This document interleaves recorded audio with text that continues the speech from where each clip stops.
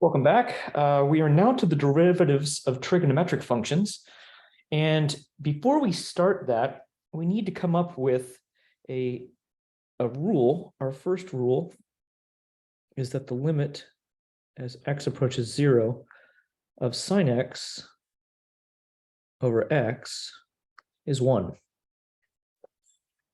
Now, I can demonstrate that to you with the calculator.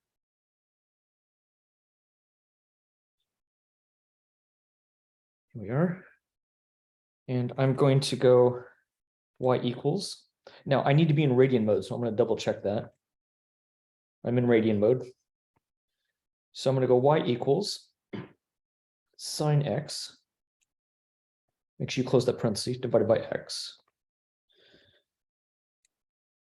And I'm going to get some values very, very close to 0. So we're going to do vars, y vars, y1, and I'm going to evaluate that at 0.0001. Oh, this computer has to round it off, so it goes straight to 1. And the other fact I want to show you is the limit as x approaches 0 of cosine x minus 1 over x is 0. Once again, make sure I'm in radian mode, which I am. And I'm going to go to y equals. And I'm going to go, I don't have to use parentheses here. Cosine x, close, minus 1, close, divided by x. And let's evaluate that. Again, something close to 0.001. And this means that I'm going to move that decimal 4 places that way. So let's get it even closer. Bars, y bars. 0.00001. And that you can see that's getting closer and closer and closer to 0. All right, with that fact there, what I'm going to do next is we're going to use these rules here. And notice that this is 4x, and that's just x. So these are a little bit different. These have to match. So what I'm going to do is I'm going to multiply this by 4 over 4. And that's going to give me 4 times the limit as x approaches 0 of sine 4x over 4x. Which means this whole piece here becomes 1. Making this essentially 4 times 1. So this limit is 4. All right, this one, notice they don't match. So what I'm going to do is I'm going to put a 7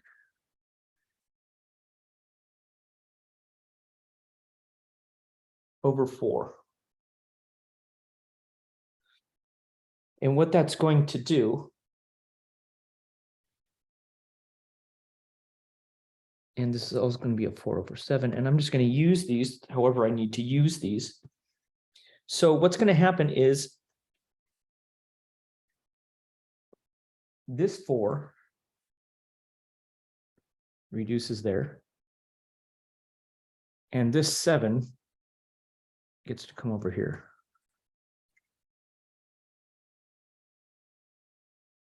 And notice when I multiply these two, I just get 1. So I'm not changing it. So this becomes the limit as x approaches 0 of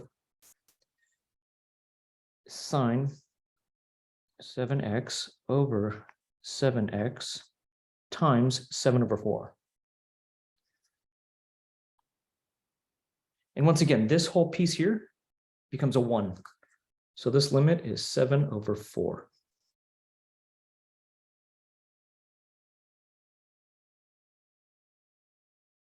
All right. So for part 3 that we have here, we are going to have to get even more fancy and force this condition. We're a little low on space, so I'm going to rewrite this.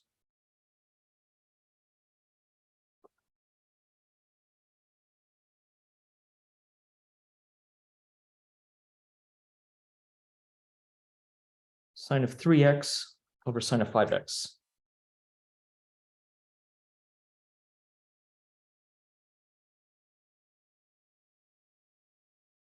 All right, so we're going to start out, and I'm going to multiply. Actually, I'm just going to rewrite it like this. Limit as x approaches 0, sine 3x over 3x, which means I need to compensate with another 3x, over sine of 5x over 5x, which means I need to compensate with another 5x. Now, several things happening all at the same time here. First off, these x's reduce out. This becomes 1. This also becomes 1. What's my limit in this case? 3 over 5.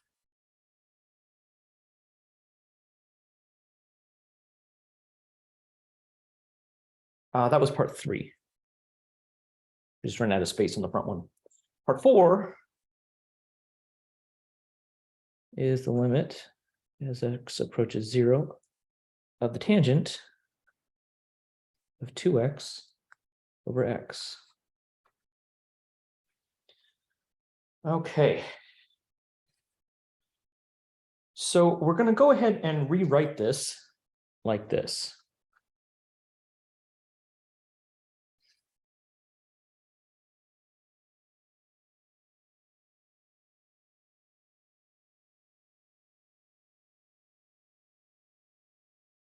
And I'm going to have to force another 2 over 2 there.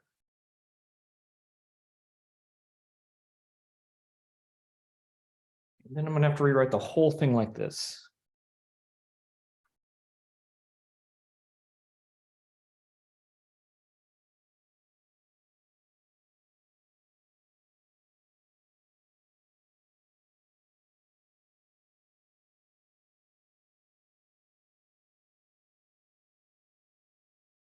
Okay, now, this part here, once again, becomes a 1. When I plug in 0 here, remember the cosine of 0 is 1. So this whole limit becomes 1 times 2 over 1, which is just 2. So you can see we have to get kind of creative with some of these. All right. So these two are I just on the back of the sheet. Okay, I will come back to this, but I want to start by proving this. Prove that the derivative with respect to x of sine of x is the cosine of x. So let us begin. So the derivative of sine of x is going to be the limit as h approaches 0 of the sine of x plus h minus the sine of x all over h. Going back to our classic definition. And by the way, once we prove this, we don't have to do this anymore. Now, if you think back to your trigonometry class, sine of something plus something becomes this. Becomes sine of x, cosine of h, plus sine of h, cosine x. That's all minus the sine of x. All over h. Okay, I am going to do several things at once here. I'm going to take this expression here and this, and I'm going to factor out a sine of x. So the limit as h approaches 0 of the sine of x times, that leaves me with the cosine of h minus 1 over h plus, and I'm left now with this part, this is the cosine of x times the sine of x, h, pardon me, over h. Okay, now that brings into play these two. We know that this goes to 1 and that this goes to 0. So we end up with 0 plus cosine of x times 1. And so there is the derivative of sine is cosine.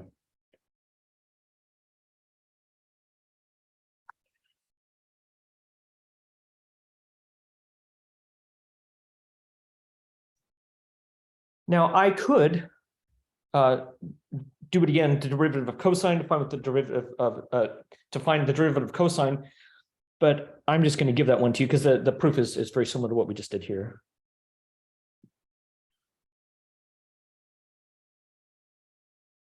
Now this one, you have to be really careful. This is derivative of cosine is negative sine.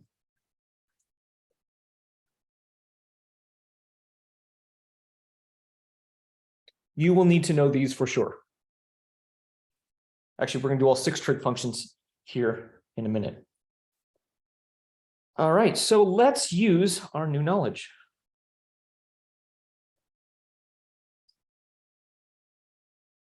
Example 2. Y equals e to the 2x times cosine x. I'm going to skip that one for now because we're just going to make this exponent just x. To do the 2x, we need section 3.4, and we don't have that. So I'm going to change that slightly. So this is just e to the x times cosine x. So y prime, using the product rule, is going to be derivative of e to the x is e to the x cosine x plus e to the x times the derivative of cosine x, which is negative sine x. And we can actually factor an e to the x out, and we are left with cosine x minus sine x. There it is. Let's partition that a little bit. All right, number 2, y equals sine of x minus x times cosine x. Now I'm going to product rule here again. So y prime is going to be cosine x, derivative of sine x is cosine x, minus derivative of that, let's keep that like that. Derivative of that is 1 times cosine x plus x negative sine x. Let's try to clean that up a little. Cosine x minus cosine x. Now that becomes minus minus, this becomes plus x sine x. And you'll notice cosine x minus cosine x goes away, and we just end up with x sine x.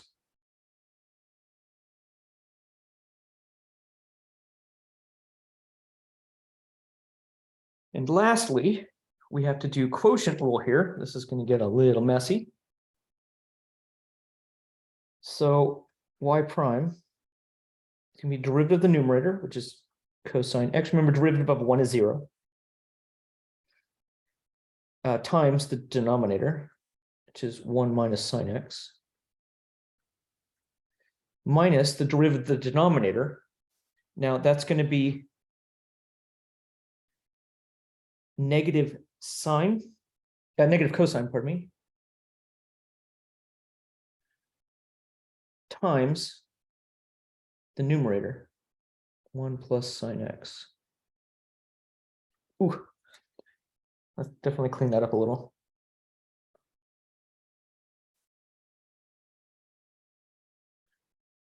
I'm going to pull out a cosine x.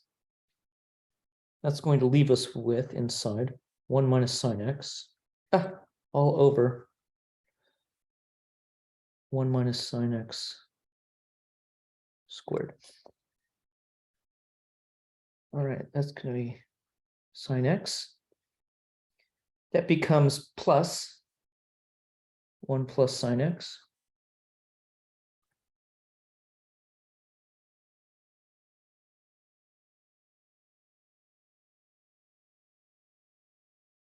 And you can see up top This negative sine x plus the sine x goes away. So we're just left with 2 cosine x. 2 comes from the 1 plus the 1 over 1 minus sine x squared. There it is. All right, let's get some more trig functions. And I'm going to come back to this and try to fill this in so you have like one place to see all your trig functions.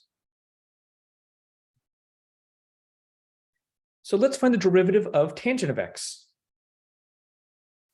Well, if you remember, tangent x is sine x over cosine x.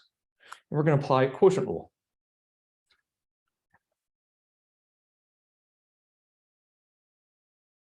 So y prime is going to be derivative of the top, that's cosine x, times the denominator, which is cosine x, minus the derivative of the denominator, which is negative sine x, times the numerator sine x,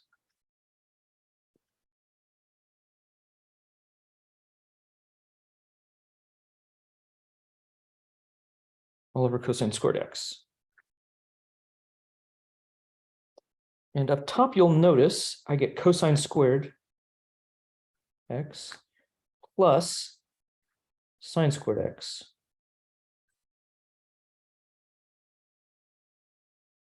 Now, please don't get wacky on me and start trying to reduce that. That doesn't work that way.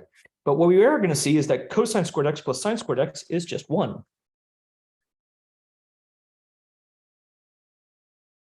Which is secant squared x. So the derivative of tangent is secant squared. Let's go back to our table here, or our chart, I guess. Y equals tangent x. Y prime is secant squared x. And I'm going to go ahead and tell you when it's cotangent x, similar proof, except you're going to have cosine over sine. Y prime is going to be, now be careful,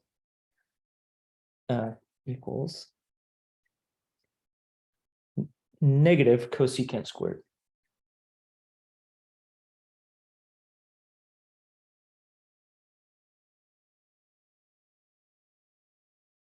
All right.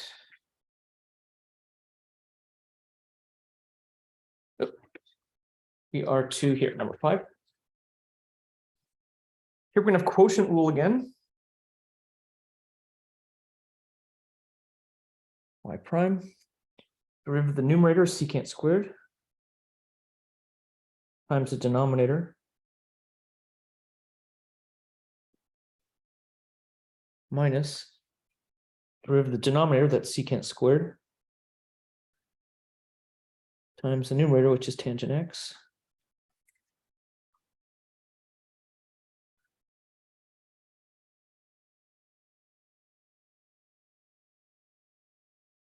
And up top, I am going to factor out a secant squared from both. We are left with 1 plus tangent of x minus the tangent of x.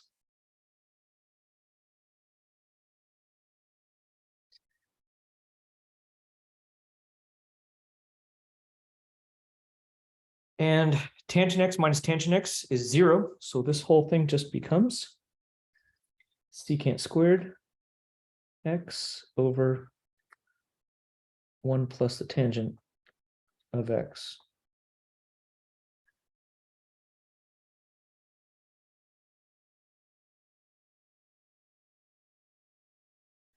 All right, that brings us to higher order trigonometric functions. Now we're going to specifically stick with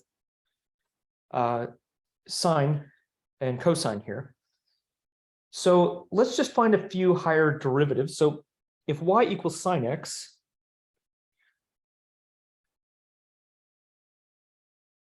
y prime is cosine x, y double prime is negative sine x, y triple prime, negative cosine x, and fourth derivative is sine again. And you can see it's going to cycle through and cycle through and cycle through and cycle through over and over and over and over again. Okay. We can also see that when we have cosine x, I know it doesn't ask for that here, but it is down here. So when y equals cosine x, y prime, negative sine x, y double prime, negative cosine x, y triple prime, sine x, and the fourth derivative is going to bring us back to cosine x. Again, you can see it's going to just cycle through, cycle through, cycle through. So what we can do is we can say what is, if y equals cosine x, what is y 27th derivative going to be? Well, I'm going to do this. I'm going to divide it out by 4 because every fourth one it repeats. So I'm going to take the 27 and divide it by 4, and I'm looking for the remainder. That's what's going to be left over. So that is going to be 6, 24, 3. This is the big deal. Because this means that it's going to be the third derivative. So this means y here is the same as the third derivative. I could use the 3 ticks here, which is sine x. Or you could do the derivative 27 times, but who wants to do that? That's very boring, and especially when there's a process to not have to do that. So we could do an even bigger one if we wanted to. And by the way, if the remainder is 0, then that just is going to be the same as here or here, depending on which derivative we're doing. All right. I hope that was helpful.